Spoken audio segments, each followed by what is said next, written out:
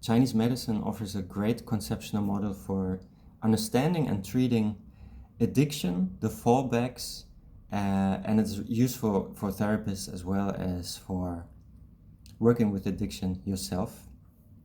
In my own clinical experience, I often work with men having addictions, and I want to get into that subject because I'm a very enthusiastic about the approach and the results. So if you imagine you hold a capacity of energy, your batteries, so to speak, your jing, kidney yin, your essence. So that's your basic energy that you never want to use up, because if it's used up, you die. Kidney yin. Underneath there's a fire, kidney yang. And that fire, in combination with water, creates steam. And that steam, metaphorically speaking, is moving through your body in the form of qi. And that qi is available for movement, for manifestation, for envisioning, supporting the functions of your body, the movement, but also your mental functions, right?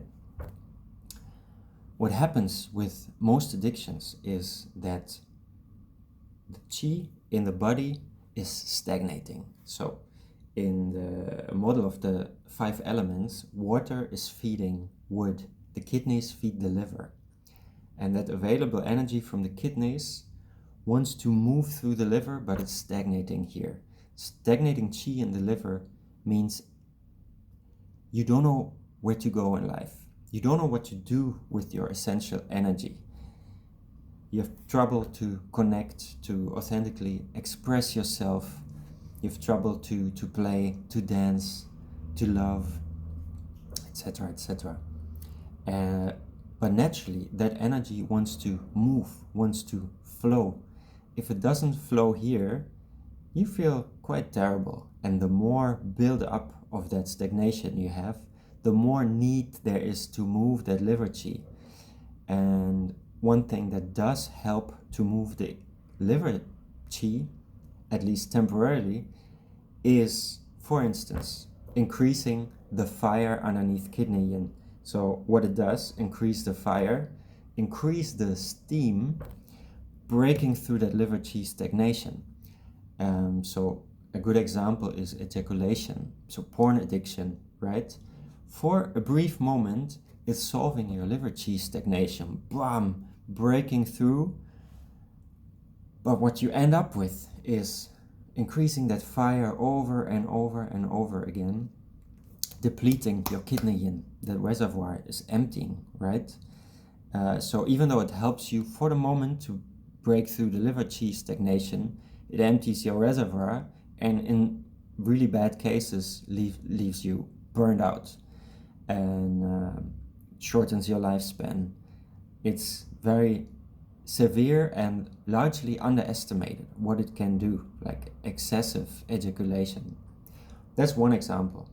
Take chemical drugs, psychedelics, other chemical drugs, as another example, increasing the fire, right? Tapping into that jing, making it available, transforming it into shen, so it's like an investment of that energy, but and thereby breaking through the liver qi stagnation. But if you do not address the cause of liver qi stagnation, you can use as many drugs and as many psychedelics as you want. In the long term, it will deplete your jing reservoir and will leave you broken, demotivated, tired, chronically tired. So what is necessary in a way is to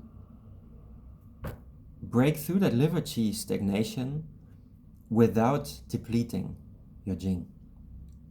So that means in a therapeutic context, so in therapeuting yourself or as a professional, someone else, you need to make sure that two things happen at the same time. You build up the reservoir again. So with man, that in very practical terms, it would mean, for example, herbal therapy, but especially stopping to increase that fire. So not ejaculating for a while, not using drugs for a while, but essentially that needs to happen at the same time with resolving the liver qi, stagnation. Because what happens if you only build up the reservoir, you can tell someone you shouldn't ejaculate, you're tired. If you build up that reservoir, it also builds the liver qi stagnation if there's like a chronic problem in your life, meaning you don't know how to use that new energy to manifest in your life.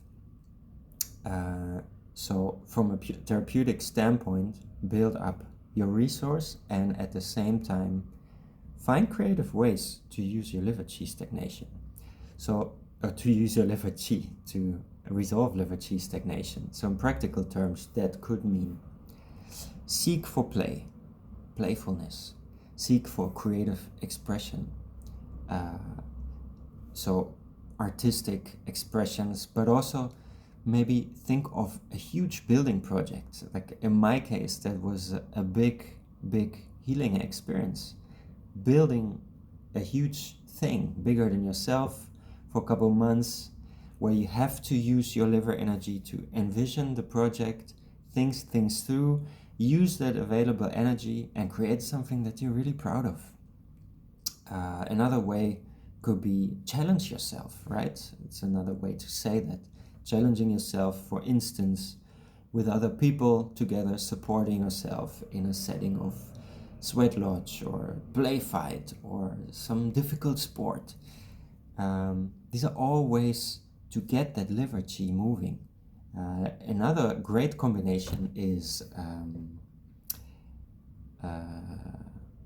metal jacket Qigong, combining it with bone marrow cleansing Qigong. So these two, bone marrow cleansing really addressing the kidney yin, the kidney energy, and metal jacket Qigong moving that liver qi. So both is a great combination.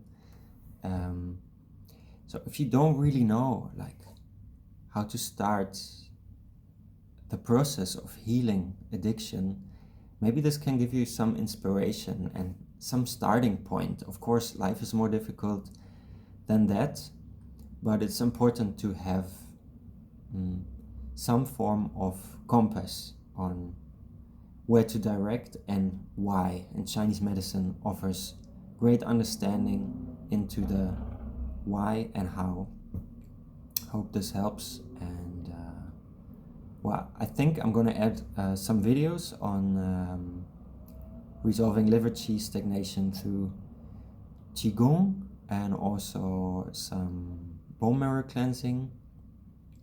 But really, there's also the bigger aspect of vision in your life that's hugely important when resolving addiction. So saying you should simply stop doing this or that alone, that will never help, because you will end up again with a new frustration, not knowing how to bring that energy into life.